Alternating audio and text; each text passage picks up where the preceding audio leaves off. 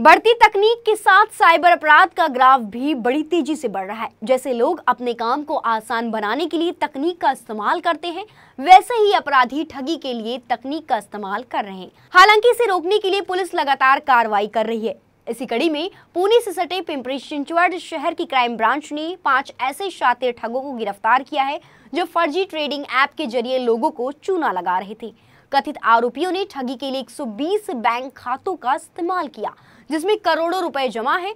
उनके विदेश में भी संबंध हैं। पुलिस ने बताया कि ठगों द्वारा प्राप्त किया गया पैसा क्रिप्टो करेंसी में जमा कराया जाता था। इसके अलावा विदेशों में भी लेन देन के लिए भेजा जाता था।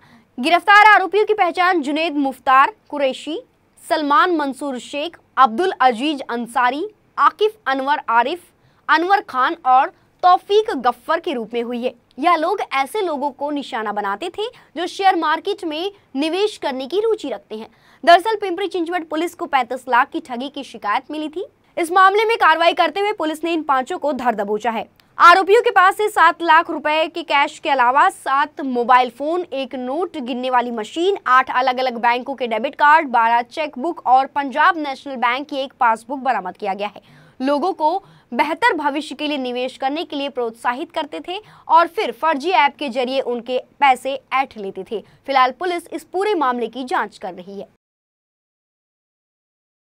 हिंजवडी पोलीस स्टेशन येथे एक गुन्हा दाखल होता। त्याच्यामध्ये तक्रारदार महिला आहे, तिला बनावट शेअर ट्रेडिंग ॲपद्वारे त्यांचे जवळजवळ 36 लाख रुपयाला फसवणूक झाल्याचा गुन्हा दाखल होता। त्याच्यामध्ये पिंपरी चिंचवड पोलीस आयुक्तालयातील सायबर सेलने पुढे अधिक तपास करून या बनावट ट्रेडिंग ॲपद्वारे ज्या खात्यावरती पैसे गेले आणि ज्यांनी विड्रॉ केले असे 5 लोक निष्पन्न करून त्यांना अटक करण्यात आलेलं आहे। आणि सध्याच्या तपासामध्ये असं दिसून आलेलं आहे की हे 5 लोक ते पैसा क्रिप्टोकरन्सी मार्फत बाहेरच्या देशांमध्ये जो हँडलर आहे त्याला पाठवत होते। तर त्या दृष्टीने सुद्धा पुढील तपास चालू आहे।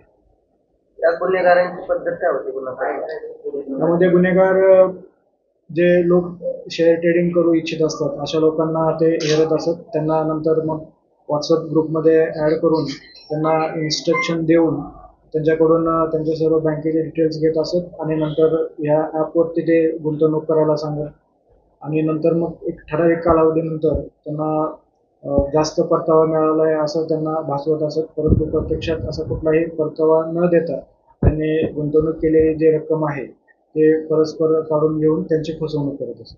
त्या गुन्हेगारांची पार्श्वभूमी वगैरे काय काम?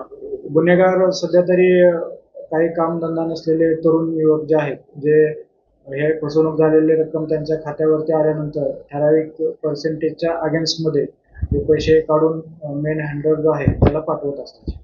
शहरातील नागरिकांची मोठ्या प्रमाणावर अशा प्रकारे फसवणूक होते, नागरिकांना काय आवडतं?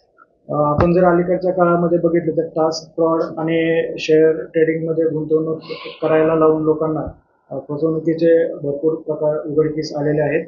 तर या पार्श्वभूमीवर लोकांनी जे ऑथेंटिक शेअर ट्रेडर आहेत किंवा जे हे आहेत त्याच्या प्लॅटफॉर्मवरतीच गुंतवणूक करायला पाहिजे। इतर याची त्यांनी ऑथेंटिसिटी चेक केल्याशिवाय इथे कुठेही गुंतवणूक करू नये किंवा टास्क फ्रॉड जे आहेत त्याच्यामध्ये आपली फसवणूक होणार नाही यासाठी दक्षता घेणं आवश्यक आहे।